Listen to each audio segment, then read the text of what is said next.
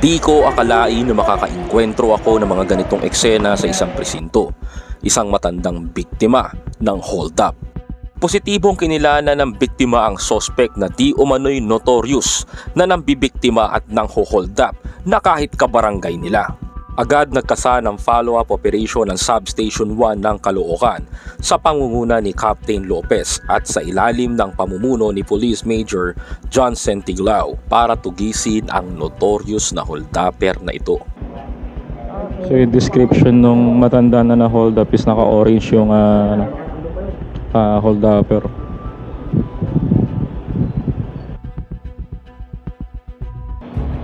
So nagkandak na yung tropa ngayon ng hinahanap na nila ngayon yung hold upper na nagsumbong nga dito yung isang matanda. At dito ngayon pupuntahan din natin, sasapa tayo mga kapatid. Tara. Bakit?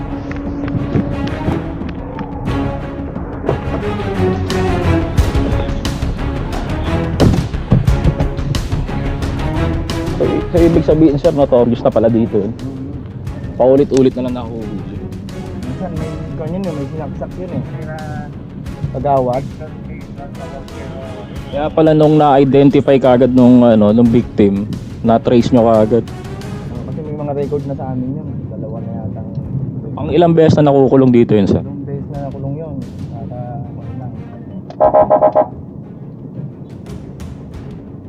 Kaya kilala na namin yun. Setan.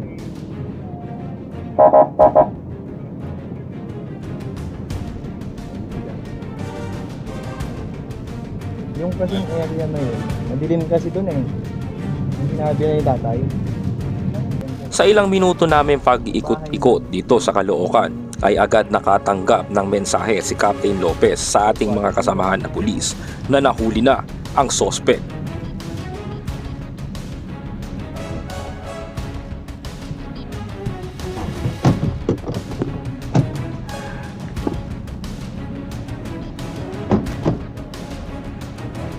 Eto.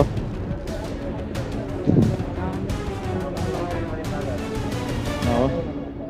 Pagitan, di ba?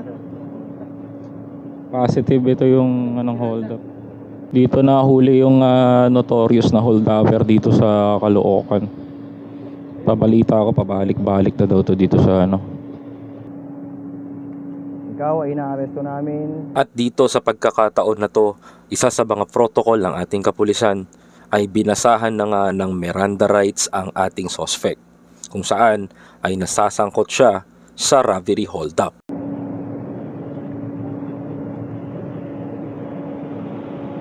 Hindi yata marunong si Juan. Pailaw nga ako sir. Pailaw nga ako sir. Pailaw ako sir. Pailaw.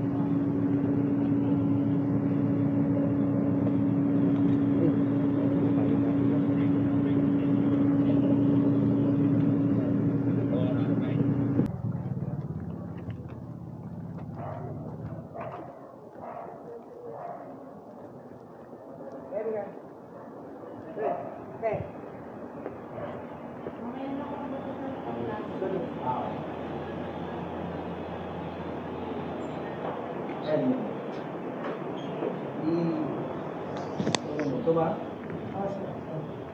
Kilala ka. Ano ginawa sa'yo, Tay? Kami dalawa lang yung pag-driver. Ano nga pong ginawa niya? Paano po kayo inolda? Umihipo yung driver. Pagkahipo ng driver, lumapit po siya. Pagkalapit niya, nagkikwentuhan siya sa akin dahil yung driver umihipo pa. Ang sabi sa akin, tagasang ka? Sabi ko sa road 1 sa Tambakan. Tapos ngayon, nung natapos na yung umihi yung driver, ngayon, papaalis na kami, hindi kami makaalis dahil nakaano ko siya sa may salamin ng driver. Nakabarandra siya.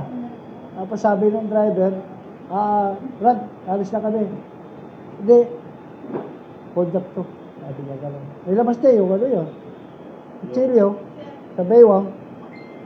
Pagkalabas na ng kutsilyo sa baywang, nag-aano silang dalawang driver, nakakuha ako ng tiyempo, sir. Tumalon ako, pumasok ako kay Sir Tomo. Sa may talyer. Ano, may naano naman ba? May naano kayo? Yung salamin mo, basag, di ba? Basag yung salamin ko. Pero Cellphone mo? yung pera, cellphone mo, hindi, medyo gasgas na, pero may konting basag. Ano? Tumakbo na ako eh. Yung mga baon akong kapagkain. Nasagasaan nga naman ano. Sir, pwede mo ba ikwento sa akin kung paano ka hinold up nung tao? Yun nga po. Ang pangyayari nyo, katatapos ko lang mag-drive ng aking lalamog na aking minamaneho. Tapos pauwi na po ako. Portabilitag lang. Sumakay po ako ng e-bike. Bukas iba na naman magdadala eh. Tapos pag sakay ko sa e-bike po, naihi po yung driver ng e-bike. At pumara po kami sa isang lugar sa Pasig. Bago magkanto po, napaihi yung driver. Pagka-ihi po niya, ay lumapit po sa akin na isang tao. Ngayon po, pagkalapit niya, tinanong niya ako kung taga-saan ako. Ang sabi ko, taga-Tambakan, Road 1. Ngayon po, tapos nung pagka-ihi nung driver, di sumakay na po siya, hindi kami makaabante dahil po na po siya, kasandal po sa sa sasakyan na e-bike. Tapos bigla lang siyang nag-attempt ng hold up sa amin. Kaya hindi ho makaabante yung sasakyan dahil aagawan ho sila sa manibela. Agaw sila sa manibela at yun, kinuha niya yung pera. So paano ka nakapagsumbong dito pa sa ating kapulisan? Nagpunta po ako sa bahay. Pag-uwi ko sa bahay, sinabi ko sa anak ko. Kaya dali-dali po kayo ng anak mo na pumunta dito sa ating Station 1. Apo, ganun po ang pangyayari. Bigla pupunta kami rito na nahuli na po yung So tay, tutuloyin niyo po ngayon yan, ipakukulong niyo po. Ganun na nga siguro.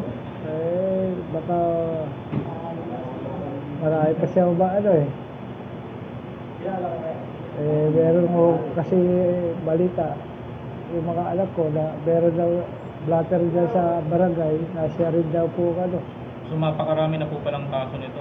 ayun po kasabi sa barangay nung nagpunta kami sa barangay bago pa may pumunta dito sa dito sa Maraming salamat tay, thank you.